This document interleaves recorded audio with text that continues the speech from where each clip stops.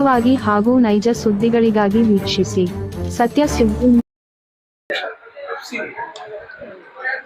ಈಗಾಗಲೇ ಬಂದಿದೆ, ನೀವು ಬಂದಿರಾ?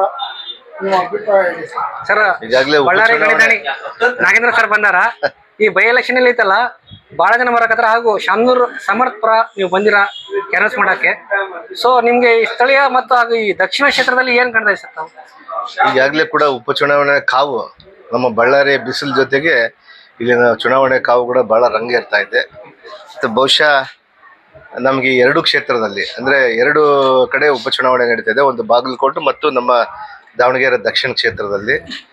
ಬಹುಶಃ ನನಗೆ ದಕ್ಷಿಣ ಕ್ಷೇತ್ರದಿಂದ ನಾನು ಕಳೆದ ಒಂದು ವಾರದಿಂದ ಕೂಡ ನಾನು ಇಲ್ಲೇ ಓಡಾಡ್ಕೊಂಡು ಇದ್ದೀನಿ ಇಲ್ಲಿ. ಬಟ್ ಇಲ್ಲಿ ನೋಡ್ತಾ ಇದ್ರೆ ಕಾಂಗ್ರೆಸ್ ಪಕ್ಷದ ಒಂದು ಏನು ಗೆಲುವು ಪ್ರತಿ ಸಂದರ್ಭದಲ್ಲಿ ಕೂಡ ಬಹಳಷ್ಟು ಸಂತೋಷ ಆಗುತ್ತೆ. ಯಾಕಂದ್ರೆ ಬಹಳಷ್ಟು ಜನಕ್ಕೆ ಅಂದ್ರೆ ಶಾಮನೂರು ನಮ್ಮ ದಿವಂಗತ ಶಾಮನೂರು ಶಿವಶಂಕರಪ್ಪ ಅವರ ಒಂದು ಒಡನಾಟಿಕೆ ಮತ್ತು ಅವರ ಗುಣ ಮತ್ತು ಅವರು ಸೌಜನ್ಯ ಮನೋಭಾವದಿಂದ ಮಾಡುವಂತ ಕಾರ್ಯಗಳನ್ನ ಮತ್ತು ಅನೇಕರಿಗೆ ಬಡ ಜನರಿಗೆ, ದಲಿತರಿಗೆ, ಬಹಳಷ್ಟು ಹೆಣ್ಮಕ್ಳಿಗೆ ಅವ್ರಿಗೆಲ್ಲ ಕೂಡ ಬಹಳಷ್ಟು ಒಳ್ಳೆಯ ಒಂದು ಕಾರ್ಯಗಳನ್ನ ಮಾಡಿ ಅವರ ನಿಧನವಾದ ನಂತರ ಆ ತೆರವಾದ ಸ್ಥಳಕ್ಕೆ ಕಾಂಗ್ರೆಸ್ ಪಕ್ಷ ಬೇರೆ ಯಾರಿಗೂ ಕೊಟ್ಬಿಡುತ್ತೆ ಅಂತ ಒಂದು ಆತಂಕ ಇತ್ತು ಅವರ ಭಾಗದಲ್ಲಿ.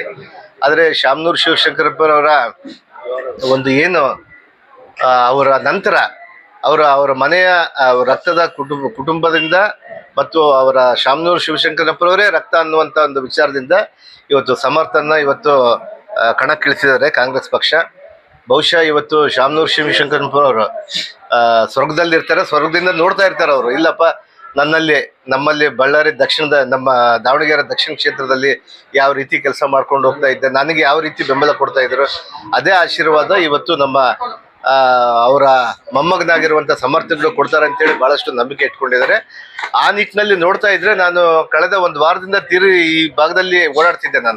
ನನಗೆ ಕೂಡ ಒಂದು 10 ಬೂತ್ಗಳನ್ನು ಜವಾಬ್ದಾರಿ ಕೊಟ್ಟಿದ್ದಾರೆ ಕಾಂಗ್ರೆಸ್ ಪಕ್ಷ, ನಮ್ಮ KPCC ಅಧ್ಯಕ್ಷರು ಮತ್ತು ನಮ್ಮ ಸುರ್ಜೇವಾಲ್ ಸಾಹೇಬರು ಮತ್ತು ನಮ್ಮ ಹೈಕಮಾಂಡ್ ನಮಗೆ ಇಲ್ಲಿ ಓಡಾಡಬೇಕು ಅಂತೇಳಿ ನಮ್ಮ ಮುಖ್ಯಮಂತ್ರಿಗಳು ಎಲ್ಲ ಹೇಳಿದ್ದಾರೆ.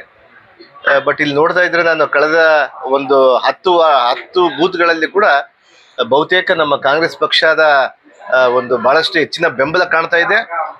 ಕೆಲವು ಕಡೆ ಅಲ್ಲಲ್ಲಿ ಕೆಲವೆಲ್ಲ ಗೊಂದಲಗಳಿದ್ದಾವೆ, ಅವೆಲ್ಲ ಕೂಡ ನಿವಾರಿಸ್ಕೊಂಡು ಹೋಗ್ತಾ ಇದ್ದೀವಿ ನಾವು. ಇವತ್ತಿಗಾಗಲೇ ಕೂಡ ಇನ್ನು ಕೇವಲ 5 ದಿನ ಮಾತ್ರ ಬಾಕಿ ಇದೆ. ನನಗೆ ಗೊತ್ತಿರುವಂಥ ಮಾಹಿತಿ ಮತ್ತು ನಮ್ಮ ಸ್ಥಳೀಯರು ಇವತ್ತೇನು ನಾನು ನಮ್ಮ ಪೈಲ್ವಾನ್ ಸಾಹೇಬ್ರ ಮನೆಗೆ, ಚಾರ್ಲಿ ಪೈಲ್ವಾನ್ ಅವ್ರ ಮನೆಗೆ ನಾನು ಇವತ್ತು ಬರಬೇಕಂತ ಬಂದಾಗ ಇವತ್ತು ನೋಡ್ತಾ ಇದ್ದೆ ಕಾಂಗ್ರೆಸ್ ಪಕ್ಷ ಎಷ್ಟು ಭದ್ರ ಬುನಾದಿಯಾಗಿದೆ ಮತ್ತು ಕಾಂಗ್ರೆಸ್ ಪಕ್ಷಕ್ಕೆ ಯಾವ ರೀತಿ ಬೆಂಬಲ ಕೊಡ್ತಿದ್ದಾರೆ ಇಲ್ಲಿನ ಮತದಾರರಿಂದ ಹಿಡಿದು, ಒಬ್ಬ ನಾಯಕರಿಂದ ಹಿಡಿದು, ಒಬ್ಬ ಯುವಕರಿಂದ ಹಿಡಿದು ಕೂಡ ಅಂತೇಳಿ ಇವತ್ತು ನೋಡ್ತಾ ಇದ್ವಿ. ಅದರಲ್ಲಿ ಮುಖ್ಯವಾಗಿ ಅಲ್ಪಸಂಖ್ಯಾತರು ಬಹಳಷ್ಟು ಅದ್ಭುತವಾಗಿ ಇವತ್ತು ಕಾಂಗ್ರೆಸ್ ಪಕ್ಷವನ್ನು ಬಿಟ್ಟು ಕೊಡುವಂಥ ಸಂದರ್ಭನೇ ಬರಲ್ಲ ಅನ್ನುವಂಥ ನಿಟ್ಟಿನಲ್ಲಿ ಅವರು ತಾವೇ ನಿಂತಿದ್ದೀವಿ ಅಂತೇಳಿ, ನಾವೇ ಸಮರ್ಥ, ನಾವೇ ಅಭ್ಯರ್ಥಿ ಆಗಿದ್ದೀವಿ. ಇಲ್ಲಿ ನಮ್ಮ ಚಾರ್ಲಿ ಕಾರ್ಪೊರೇಟರ್ ಅವರೇ ಕ್ಯಾಂಡಿಡೇಟ್ ಅಂತೇಳಿ ತಿಳ್ಕೊಂಡು ಮತ್ತು ನಮ್ಮ ಯುವಕರು, ಅದರಲ್ಲಿ ಮುಖ್ಯವಾಗಿ ನಮ್ಮ ವಾಸಿಂ ಅವರು ಬಹಳಷ್ಟು ಅದ್ಭುತವಾಗಿ ಅವರು ಯುವಕರ ಪಡೆಯನ್ನು ಕಟ್ಕೊಂಡು ಇವತ್ತು ಕೆಲಸ ಮಾಡ್ಕೊಂಡು ಹೋಗ್ತಾ ಇದ್ದಾರೆ. ಆ ನಿಟ್ಟಿನಲ್ಲಿ ನೋಡಿದಾಗ ನನಗೆ ಬಹಳಷ್ಟು ಖುಷಿ ಆಯ್ತು. ಇಲ್ಲಿ ಬಹುತೇಕ ನಮ್ಮ ಕಾಂಗ್ರೆಸ್ ಪಕ್ಷದ ಅಭ್ಯರ್ಥಿ ಗೆಲುವು ಕಟ್ಟಿಟ್ಟ ಬುತ್ತಿ ಅನ್ನುವಂಥ ವಿಚಾರವನ್ನು ಹೇಳಕ್ಕೆ ಇಷ್ಟಪಡ್ತೀನಿ. ಇವತ್ತು ನಾವು ಕೂಡ ನಮ್ಮ ಬಳ್ಳಾರಿಯಿಂದ, ನಮ್ಮ ಭಾಗದ ಗ್ರಾಮಾಂತರದಿಂದ ಸುಮಾರು 11 ವಾರ್ಡ್ಗಳಲ್ಲಿ ನಾವು ಗ್ರಾಮಾಂತರಕ್ಕೆ ಕಾರ್ಪೊರೇಷನ್ ಮಹಾನಗರ ಪಾಲಿಕೆಗೆ ಹೊಂದ್ಕೊಂಡು ಬರುತ್ತೆ. ನಮ್ಮ 11 ಕಾರ್ಪೊರೇಟರ್ಗಳು ಕಾಂಗ್ರೆಸ್ನವರೇ ಆಗಿದ್ದೀವಿ ನಾವಿಲ್ಲಿ. ಅವರೆಲ್ಲ ಕೂಡ ಇವತ್ತು ಬಂದಿದ್ದೀವಿ, ನಾವು ಬರ್ತೀವಿ, ನಮ್ಮನ್ನ ಒಂದೊಂದು ಓಣಿಗೆ ಬಿಡ್ರಿ, ಒಂದೊಂದು ವಾರ್ಡಿಗೆ ಬಿಡ್ರಿ ಅಂತೇಳಿ ಇವತ್ತು ಬಹುಶಃ ನಮ್ಮ ಕಾಂಗ್ರೆಸ್ ಪಕ್ಷಕ್ಕೆ ಬೆಂಬಲ ನೀಡಲಿಕ್ಕೆ ಬಳ್ಳಾರಿ ಎಂಟೈರ್ ನಮ್ಮ ಕಾರ್ಪೊರೇಷನ್ 39 ವಾರ್ಡ್ಗಳಿಂದ ಕೂಡ ಇವತ್ತು ನಾವೆಲ್ಲ ಇಲ್ಲಿ ಬಂದಿದ್ದೀವಿ. ಇವತ್ತು ನಮ್ಮ ಸಮರ್ಥ ಪರವಾಗಿ, ನಮ್ಮ ಕಾಂಗ್ರೆಸ್ ಪಕ್ಷದ ಅಭ್ಯರ್ಥಿ ಪರವಾಗಿ ನಾವು ಕೆಲಸ ಮಾಡ್ಕೊಂಡು ಹೋಗ್ತೀವಿ. ಅದರಲ್ಲಿ ಮುಖ್ಯವಾಗಿ ಅಲ್ಪಸಂಖ್ಯಾತರಲ್ಲಿ ಕೂಡ ನಮ್ಮಲ್ಲಿ ಕೂಡ ಸೇಮ್ ಇದೆ. ನಮ್ಮ ದಾವಣಗೆರೆ ದಕ್ಷಿಣ ಯಾವ ರೀತಿ 50 ಹಳ್ಳಿ ಬರುತ್ತೋ, ನನ್ನ ಕ್ಷೇತ್ರ ಕೂಡ ಸೇಮ್ ಹಂಗೆ 60 ಹಳ್ಳಿ ಬರುತ್ತೆ, ಹಂಗೆ 11 ವಾರ್ಡ್ ಬರುತ್ತೆ. ಅದೇ ರೀತಿಯಾಗಿ ಈ ಭಾಗದಲ್ಲಿ ಕೂಡ ಅತ್ಯಂತ ಹೆಚ್ಚಿನ ಬಹುಮತವನ್ನು ನಾವು ಗಳಿಸ್ತೀವಿ ಅನ್ನುವಂಥ ನಮಗೆ ಬಹಳ ದೊಡ್ಡ ನಂಬಿಕೆ ಇದೆ ಅನ್ನುವಂಥ ವಿಶ್ವಾಸವನ್ನು ವ್ಯಕ್ತಪಡಿಸ್ತಾ ನಾವೆಲ್ಲರೂ ಕೂಡ ಇನ್ನೂ ಒಂದು ವಾರ ಇಲ್ಲೇ ಕೆಲಸ ಮಾಡ್ಕೊಂಡು ಹೋಗ್ತೀವಿ ಅನ್ನುವಂಥ ವಿಚಾರವನ್ನು ಕೂಡ ತಿಳಿಸ್ತೀವಿ. ಸರ್, ಕಾಂಗ್ರೆಸ್ ಸಿದ್ಧಾಂತ ಪ್ರಕಾರ ಅನುಕಂಪ ಆಧಾರದ ಮೇಲೆ ಇಲ್ಲಿ ಶಾಮನೂರು ಶಿವಶಂಕರಪ್ಪ ಮೊಮ್ಮಗನಿಗೆ ಹಾಗೂ ಬಾಗಲಕೋಟೆಯಲ್ಲಿ ಮೇಟೇರ್ ಮಗನಿಗೆ ಕೊಟ್ಟಿರಾ.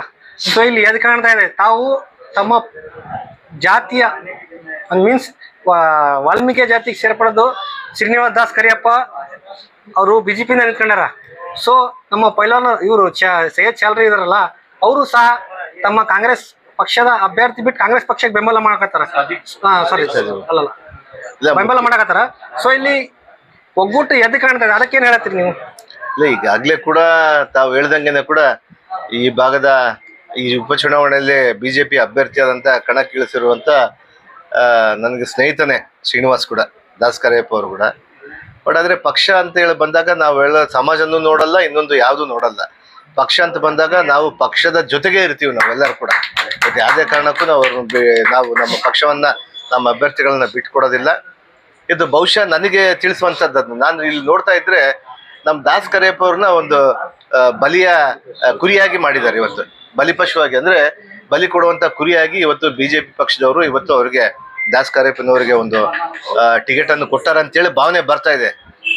ಯಾಕಂದ್ರೆ ಇಂಥ ಸಂದರ್ಭದಲ್ಲಿ, ಇಂಥ ಉಪಚುನಾವಣೆಯಲ್ಲಿ, ಅದು ಈ ಭಾಗದಲ್ಲಿ ನಮ್ಮ ನಾಯಕರಿಗೆ ಕೊಡ್ಬೇಕಂದ್ರೆ ಬೇರೆ ಕಡೆ ಎಲ್ಲಾದ್ರೂ ಅವ್ರಿಗೆ ಅವಕಾಶ ಮಾಡ್ಕೊಬೋದಾಗಿತ್ತು. ಆದ್ರೆ ಇಂಥ ಸಂದರ್ಭದಲ್ಲಿ ಜನರಲ್ ಟೈಮಲ್ಲಿ ಬಿಟ್ಟಾಗ ಉಪಚುನಾವಣೆಯಲ್ಲಿ ಕೊಡ್ತಾರಂದ್ರೆ ಅವ್ರಿಗೆ ಬಲಿ ಮಾಡುವಂತ ಒಂದು ಬಲಿಕ ಬಕರ ಅಂತ ಹೇಳ್ತಾರಲ್ಲ, ಆ ರೀತಿಯಾಗಿ ಮಾಡಿದಾರೆ ಅನ್ನುವಂಥ ವಿಚಾರವನ್ನ ತಿಳಿಸ್ಲಿಕ್ಕೆ ಇಷ್ಟಪಡ್ತೀನಿ.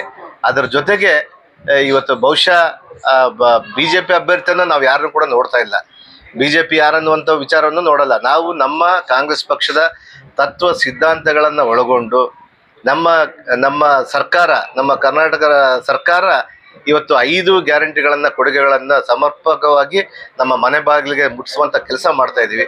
ಅದರ ಮೂಲಕ ನಾವು ಮತಗಳನ್ನ ಕೇಳ್ಕೊಂಡು ಹೋಗ್ತೇವೆ. ಅದರಲ್ಲಿ ಮುಖ್ಯವಾಗಿ ನಮ್ಮ ಶಾಮನೂರ್ ಅವರು ಕೂಡ ಬಹಳಷ್ಟು ಫೇಮಸ್ ಆಗಿದ್ರು, ಇಲ್ಲಿ ಬಹಳಷ್ಟು ದಾನಿಗಳಾಗಿದ್ರು, ಒಳ್ಳೆ ಒಂದು ವಿದ್ಯಾದಾನ ಮಾಡಿದ್ದಾರೆ, ಆರೋಗ್ಯ ದಾನ ಮಾಡಿದ್ದಾರೆ ಅಂತ ಒಂದು ಅಭಿವೃದ್ಧಿ ಅಧಿಕಾರರಾಗಿದ್ದಾರೆ. ಅವರೊಂದು ಕುಟುಂಬಕ್ಕೆ ಕೊಡ್ಬೇಕಂತೇಳಿ ಇವತ್ತು ತೀರ್ಮಾನ ತೆಗೆದುಕೊಂಡು ಕೊಟ್ಟಿದ್ದಾರೆ. ಇದರಲ್ಲಿ ಗೊಂದಲ ಯಾವುದೂ ಇಲ್ಲ.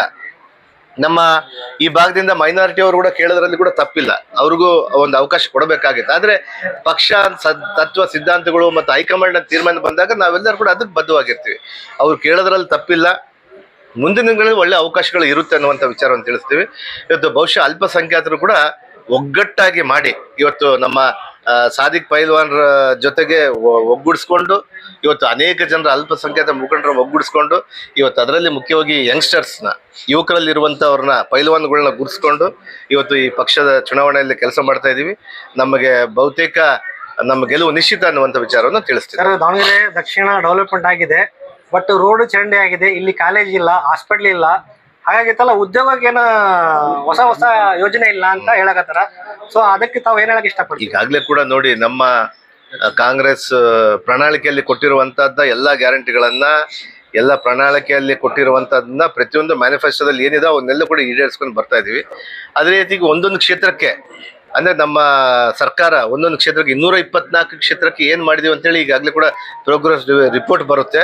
ಅದರಲ್ಲಿ ನಮ್ಮ ದಕ್ಷಿಣ ಕ್ಷೇತ್ರಕ್ಕೆ ಸುಮಾರು 100 ಕೋಟಿ ರೂಪಾಯಿ ಮೂಲಕ ಮೊನ್ನೆ ಕೂಡ ಇವತ್ತು ಅನುದಾನವನ್ನು ಬಿಡುಗಡೆ ಮಾಡಿದ್ದಾರೆ.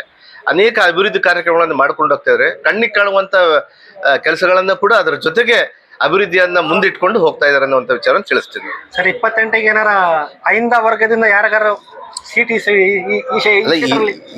ಈ ಭಾಗ ಈ ಚುನಾವಣೆ ಗೆದ್ದು ಬರ್ತಾರೆ.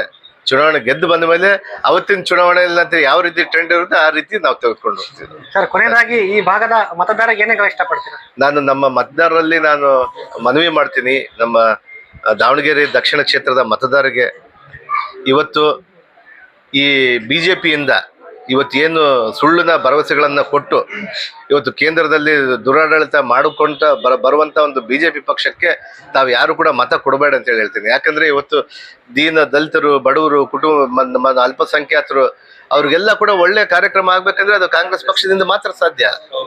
ಅದನ್ನೇ ನಾವು ಮುಂದೆ ಇಟ್ಕೊಂಡು ಹೋಗ್ತಾ ಇದೀವಿ. ನಾವು ನಮ್ಮ ದಕ್ಷಿಣ ಕ್ಷೇತ್ರದ ಮತದಾರರಲ್ಲಿ ಮನವಿ ಮಾಡ್ತೀನಿ, ಇವತ್ತು ಕಾಂಗ್ರೆಸ್ ಪಕ್ಷ ಇವತ್ತು ಸರ್ವರಿಗೂ ಸಮಬಾಳು ಅನ್ನುವಂಥ ವಿಚಾರವನ್ನ ಇಟ್ಕೊಂಡು ನಾವು ಹೋಗ್ತಾ ಇದ್ವಿ. ಗಾಂಧಿ ತತ್ವಗಳನ್ನ ಅಳವಡಿಸ್ಕೊಂಡು ಹೋಗ್ತಾ ಇದ್ವಿ. ನಾವು ಯಾವತ್ತೂ ಕೂಡ ಕೋಮುವಾದಗಳು ಮಾಡ್ತಾ ಇದ್ರಲ್ಲ, ಹಂಗ ಜಾತಿಗಳ ಮತ ವಿಚಾರಗಳಲ್ಲಾಗಿರ್ಬೋದು, ಜಾತಿ ವಿಚಾರಗಳಲ್ಲಾಗಿರ್ಬೋದು, ಎಲ್ಲಿ ಕೂಡ ವಿಷ ಬೀಜಗಳನ್ನು ನಾವು ಬಿತ್ತುತ್ತಾ ಇಲ್ಲ. ಹಂಗಾಗಿನೇ ಇವತ್ತು ಕಾಂಗ್ರೆಸ್ ಪಕ್ಷ ಎಲ್ಲ ವರ್ಗದವ್ರನ್ನ ಸಮಾನವಾಗಿ ತೆಗೆದುಕೊಂಡು ಹೋಗ್ತಾ ಇದೆ. ಆ ಎಲ್ಲ ವರ್ಗದವರ ಏಳಿಗೆಗೆ ಆಗ್ಬೇಕಂದ್ರೆ ಕಾಂಗ್ರೆಸ್ ಪಕ್ಷಕ್ಕೆ ಮತ ಕೊಡಿ ಅನ್ನುವಂಥ ವಿಚಾರವನ್ನ ನಾನು ತಿಳಿಸ್ತೀನಿ. ಸರ್, ಈ ಭಾಗದಾಗ ಚುನಾವಣೆ ಪ್ರಚಾರಕ್ಕೆ ಜಮೀರ್ ಅಹಮದ್ ಬರ್ತಾರಾ ಅಥವಾ ಇಲ್ಲ? ಖಂಡಿತವಾಗಿ ಬಂದೇ ಬರ್ತಾರೆ. ಮಾನ್ಯ ಮುಖ್ಯಮಂತ್ರಿ ಅವರು ಮಾತಾಡಿದ್ದಾರೆ. ಅವ್ರಿಗೆ ಬಹುಶಃ ಇವತ್ತು ಈ ಭಾಗದಲ್ಲಿ ಕೇರಳದಲ್ಲಿ ಅವ್ರಿಗೆ ದೊಡ್ಡ ಜವಾಬ್ದಾರಿಯನ್ನು ಕೊಟ್ಟಿದ್ದಾರೆ. ಅಲ್ಲಿನ ನಮ್ಮ GSO, ನಮ್ಮ ಜನರಲ್ ಸೆಕ್ರೆಟರಿ ಆರ್ಗನೈಸೇಷನ್ ವೇಣುಗೋಪಾಲ್ ಅವರು ಕೂಡ ಅವ್ರನ್ನ ಅಲ್ಲಿಂದ ಬಿಡ್ತಾ ಇಲ್ಲ. ಅವರು ಬಹಳಷ್ಟು ಪ್ರಯತ್ನ ಮಾಡ್ತಿದ್ದಾರೆ ಇಲ್ಲಿ ಬಂದೇ ಹೋಗ್ಬೇಕಂತೇಳಿ. ಬಹುಶಃ ಅವರು ಕೂಡ ಅವ್ರ ವಿಚಾರ ಏನಿತ್ತು, ಅವ್ರು ಅಲ್ಪಸಂಖ್ಯಾತರು ಕೊಡ್ಬೇಕನ್ನುವಂಥದ್ದು ಇತ್ತು. ಅವ್ರಿಗೆ ಒಂದು ಟಿಕೆಟ್ ಕೊಡ್ಬೇಕು. ತಪ್ಪಿದಾಗ ನಾವೆಲ್ಲರೂ ಕೂಡ ಇಲ್ಲಪ್ಪ ನಾವು ಕೆಲಸ ಮಾಡೋಣ ಅಂತೇಳಿ ನಮ್ಗೆ ಹೇಳಿ ಕಳಿಸಿದ್ದಾರೆ. ಇವಾಗ ನನಗೂ ಅವರೇ ಹೇಳಿ ಕಳಿಸಿರೋದು, ನೀನು ಹೋಗಿ ಅಲ್ಲಿ ಕೆಲಸ ಮಾಡು ಅಂತೇಳಿ ಹೇಳ್ತಾ ಇದ್ರು. ಆ ನಿಟ್ಟಿನಲ್ಲಿ ನಮಗೆಲ್ಲ ಕೂಡ ಅವರು ನಮ್ಮ ಬೆನ್ನೆಲುಬಾಗಿ ನಿಂತಾರೆ. ಅವರು ಕೂಡ ಅವಕಾಶ ಸಿಕ್ಕರೆ ಬಂದು ಹೋಗ್ತಾರೆ ಅನ್ನೋ ವಿಶ್ವಾಸ ನಮಗಿದೆ.